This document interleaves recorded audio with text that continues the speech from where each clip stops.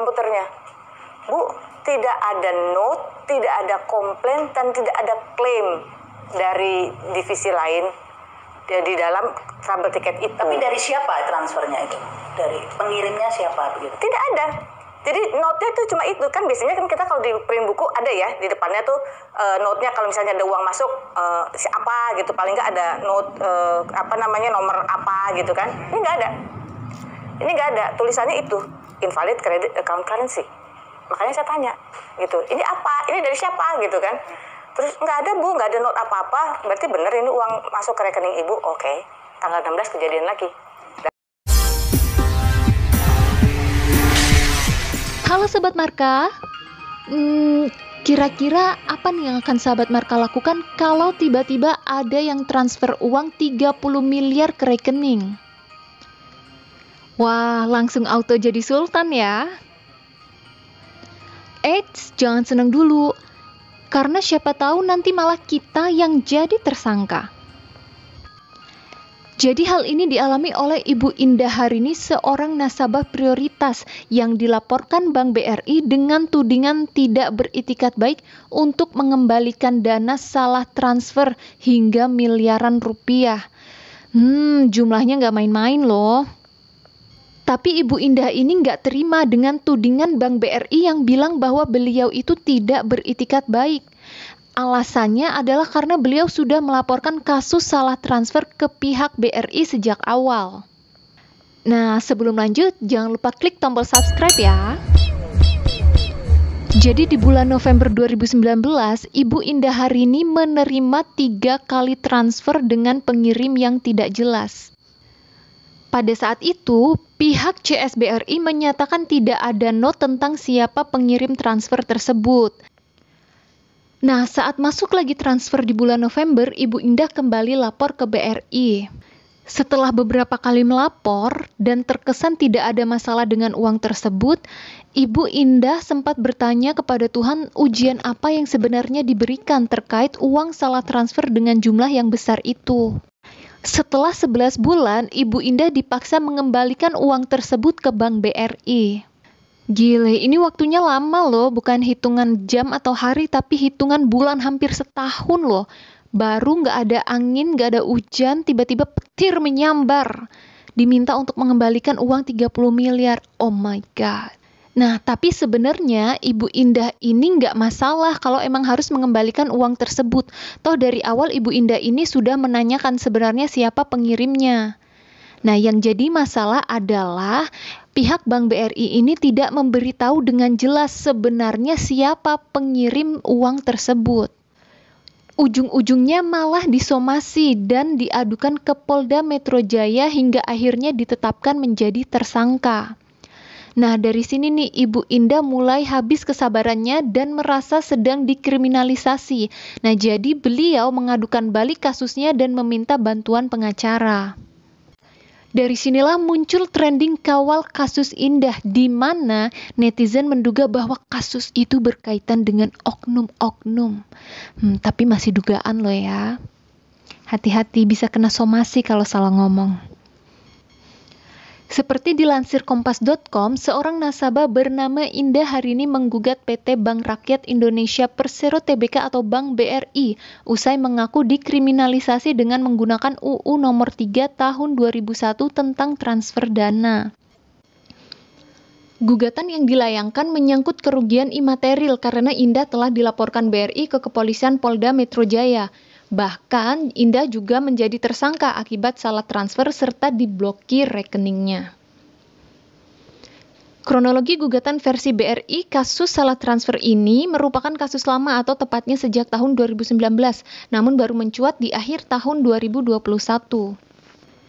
Nah, jadi sahabat Marka, sebenarnya transferan yang diterima oleh Ibu Indah ini adalah dalam bentuk pound sterling atau GBP. Jumlahnya yaitu 1.714.842 pound sterling. Atau kalau dikurskan itu sekitar 30 miliar lebih. Kemudian disebutkan oleh pemimpin kantor cabang khusus BRI Ahmad Purwakajaya, ini menurut dia sesuai dengan pasal 85 Undang-Undang Nomor 3 Tahun 2011 menyampaikan setiap orang yang dengan sengaja menguasai dan mengakui sebagai miliknya dana hasil transfer yang diketahui atau patut diketahui bukan haknya dipidana dengan pidana penjara paling lama 5 tahun atau denda 5 miliar. Berdasarkan hal di atas, sesuai kewajiban hukum yang bersangkutan wajib mengembalikan dana yang bukan menjadi hak yang bersangkutan, ujar Ahmad dalam keterangannya dikutip Sabtu 25 Desember 2021. Lebih lanjut, Ahmad memastikan perseroan telah melakukan investigasi terlebih dulu dan dilanjutkan dengan berbagai langkah persuasif agar nasabah terkait dapat mengembalikan dana tersebut kepada BRI. Namun demikian, nasabah yang bersangkutan disebut tidak memiliki itikat baik untuk mengembalikan dana yang bukan haknya tersebut kepada BRI. Maka untuk menyelesaikan hal tersebut, perseroan telah menempuh jalur hukum secara pidana. Versi nasabah berbeda dengan pernyataan Ahmad. Tim kuasa hukum Indah Harini menyatakan kliennya telah menunjukkan itikat baik dengan mempertanyakan dana yang masuk ke rekeningnya sejak awal. Kuasa hukum Indah Harini Henry Kusuma menjelaskan duduk perkara yang menimpa kliennya bermula pada 10 Desember dan 16 Desember 2019. Saat itu, Indah Harini kaget dengan adanya transfer uang masuk ke rekeningnya dalam jumlah sangat besar. Karena merasa janggal dengan transaksi tersebut, ia kemudian menanyakan customer service BRI perihal dana yang masuk.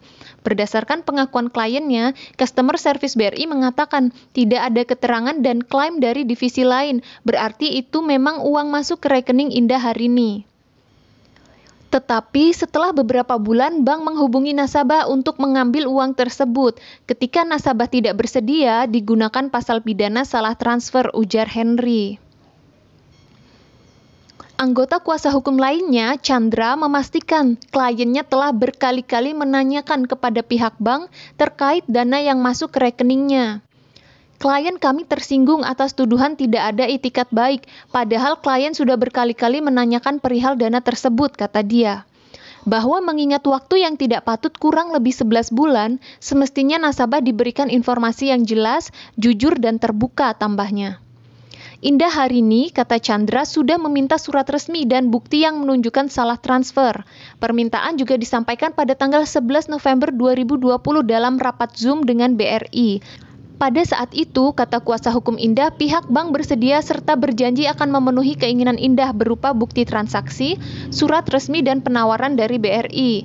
Indah tambahnya menunggu hingga 3 minggu, namun permintaannya tidak kunjung terpenuhi. Oleh karena itu, pada tanggal 24 November 2020, Indah mengirim surat kepada BRI untuk mempertanyakan janji dan mempertegas keseriusan dalam menyelesaikan persoalan ini, ucap Chandra. Nah, jadi dari yang Mimin simak di wawancara beliau dengan Realita TV, sebenarnya Ibu Indah Harini ini tidak keberatan untuk mengembalikan uang tersebut dengan catatan pihak bank bisa memberikan bukti transaksi dan juga surat resmi. Nah, permintaan ini juga disampaikan pada tanggal 11 November 2020 dalam rapat Zoom dengan BRI. Pada saat itu, kata kuasa hukum Indah, pihak bank bersedia serta berjanji akan memenuhi keinginan Ibu Indah berupa bukti transaksi, surat resmi, dan penawaran dari Bank BRI. Nah, Ibu Indah ini katanya menunggu hingga 3 minggu, tapi permintaannya nggak kunjung dipenuhi. Yang datang malah somasi dari Bank BRI. Dan parahnya lagi, setelah kejadian somasi pertama itu, Ibu Indah Harini dilaporkan ke Polda Metro Jaya. Dan sekarang beliau ditetapkan sebagai tersangka. Sedih nih Mimin dengernya. Semoga keadilan bisa ditegakkan ya, dan semoga kasus ini bisa berakhir dengan baik. Dan kalau memang ada oknum-oknum nih, itu harus diberantas sampai habis. Setuju nggak sahabat-sahabat Marka? Nah, sekian video kali ini. Jangan lupa like jika Anda suka, komen, share, dan subscribe untuk membantu channel ini agar lebih berkembang. Terima kasih sudah menonton. Sampai jumpa pada video-video berikutnya. Bye-bye. Invalid currency. Saya sekitar 300 something ribu ya dalam 3 transaksi. Dolar. Pound sterling. Kemudian tanggal 10 di M-Banking saya ada lagi, gitu. Saya pergi lagi ke BRI, saya tanyakan lagi, ini coba print, saya bilang, di print, gak ada lagi, ini apa? Invalid lagi? Iya sama, keterangan yang sama, sekarang 4 transaksi, gitu. Saya tanya lagi, ini apa? Terus dia buka komputernya, Bu, tidak ada note, tidak ada komplain, dan tidak ada klaim dari divisi lain di dalam trouble ticket itu. Tapi dari siapa transfernya itu? Dari pengirimnya siapa begitu? Tidak ada. Jadi note-nya itu cuma itu kan, biasanya kan kita kalau di print buku ada ya di depannya tuh note-nya kalau misalnya ada uang masuk siapa gitu, paling nggak ada note apa namanya nomor apa gitu kan. Ini nggak ada. Ini nggak ada, tulisannya itu invalid credit account currency. Makanya saya tanya gitu, ini apa? Ini dari siapa gitu kan? Terus nggak ada Bu, nggak ada note apa-apa. Berarti bener ini uang masuk ke rekening Ibu. Oke, tanggal 16 kejadian lagi. Bitcoin aja, dan saya depositnya di situ juga. Tidak saya kemana-manain gitu, sambil apa namanya supaya ditunggu lah gitu. Di BRI juga ya? Di BRI juga, di KCK juga gitu. Udah terus akhirnya saya deposito di situ, tidak ada masalah sama sekali, bisa didepositin. Sederhananya aja, kalau itu uang bermasalah, nggak mungkin saya bisa transaksiin kan? Nggak mungkin bisa diambil? Ya, nggak bisa diambil, nggak bisa ditransaksiin gitu. Dan itu bisa, gitu, bisa saya transaksikan, bisa didepositoin gitu. Nggak mungkin bank akan memberikan saya keleluasaan untuk menggunakan uang itu kalau itu bukan uang saya. Apalagi tentu. jumlahnya besar ya, Bu? Apalagi jumlahnya besar, gitu. Sudah saya diemin. November sambil saya mikir-mikir, ya Allah saya disuruh apa sih dikasih uang sebanyak ini, gitu. Saya disuruh apa gitu.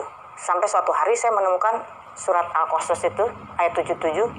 Saya lupa ininya, pokoknya intinya bahwa kalau Allah berbuat baik, maka berbuat baiklah sebanyak seperti Allah mau berbuat baik gitu kan. Tapi ingatlah dirimu. Oh, oke, berarti maksudnya Allah yang banyak buat Allah.